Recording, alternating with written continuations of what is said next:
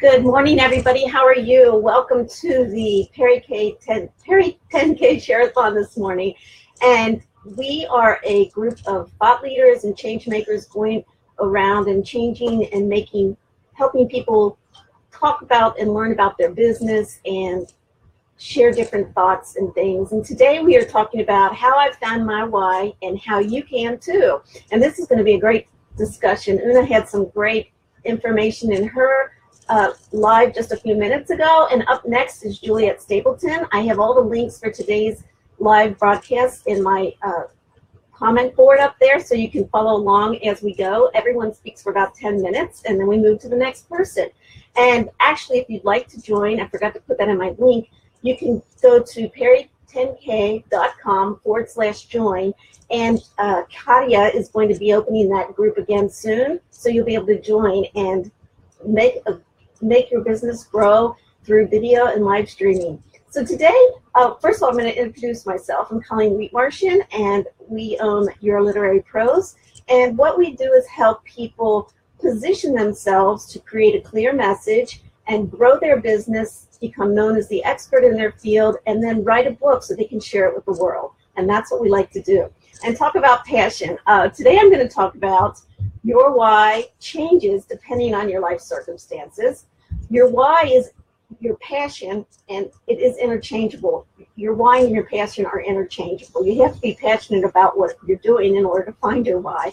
And then what is the greatest value you will have, and how will you measure your life when everything is said and done? So that's what I'm going to talk about today. And Friedrich Nietzsche, he said, he who has a why can endure anyhow. And that is so true, especially for business owners, people going through life changes, that kind of thing. Good morning, Juliet and Una. How are you? Thanks for joining me. So today I'm going to talk about first, your why changes depending on your life circumstances. And that is so true, especially for me. Early on in my business, I was a medical transcriptionist. I had gone to nursing school, but I could not separate sympathy and empathy. But I had all of that knowledge behind me.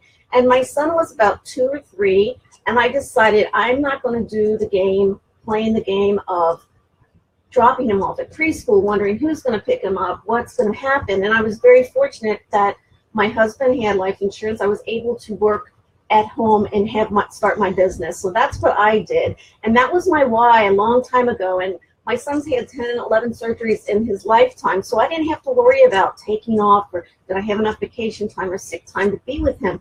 And I grew my business, and my passion was medical transcription. And some people say, I hate medical transcription. How can you do that? But that was my passion and my love, because I knew what I was doing. I felt so confident in it, and I was good at it.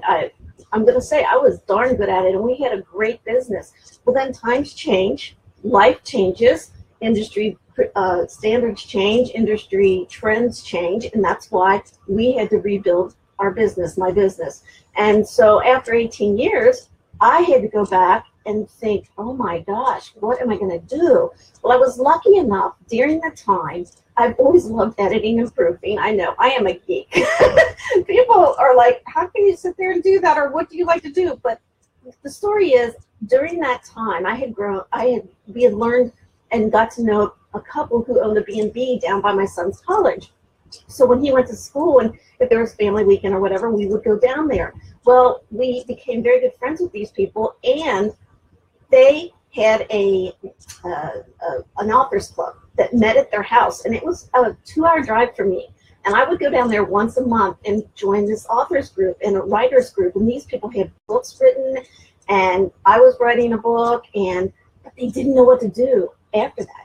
So that became my passion of learning, how can I help people publish their books when they're ready? So that became my new passion, and I'm glad I did that, because my business was going to change, and I saw it in the future. So your why can change depending on your life circumstances, and that's what happened to me.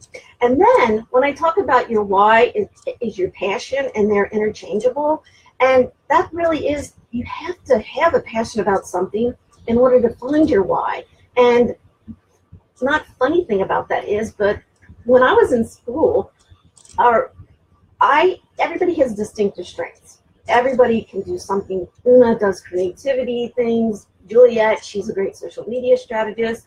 And Erica, I'm not sure what you do, I'm sorry, but what I'm going to talk about is in school, I'm 5'2", I am short, but I love volleyball and I played volleyball and that was my passion in school and I was good at it, but I was 5'2", and I remember going to a college tryout and the first thing the coach said at that college was, if you're under 5'6", I don't know what you're doing here because you're not going to make the team. Well, I was so passionate about it. I stayed anyway for the day, and I wasn't going to make the team, but I was like, I'm going to show her that I can play volleyball, even though I'm 5'2". So that is about the passion. Well, I also God love the nuns, but I let the nuns talk me out of being a physical education teacher when I was in school, and that's what I really wanted to do. And they said, oh, you'll never make any money at it, you won't be any good at it, blah, blah, blah. So you have to have confidence in yourself. If I'd have had confidence in myself, I would have said, who cares? I'm going to do it anyway. But I said, oh, I'm not going to be good enough. I can't do that. Well, I struggled for years to find my why because that's what I wanted to do. And at 18 years old, you don't know, you're like, that's what I want to do. But I couldn't find myself. So for years, I struggled to find myself. So anyway, your passion and your why are interchangeable. And when you find your passion, you're struggling to find your passion, ask yourself, what is it that I am good at? What in my personal life and my business life can make me find my why? And your why, people say this, it's so funny. People say, what gets you out of bed in the morning? And that might sound so cliche, but it's true. Are you excited to go to work in the morning? Are you excited to go down to your business office at your home in the morning or in your office, wherever that is? If not, then start looking for your why, asking yourself these questions. Why? What is my passion? What can I do so good that I'm going to show everybody what it is I can do and make my business grow, make my personal life grow?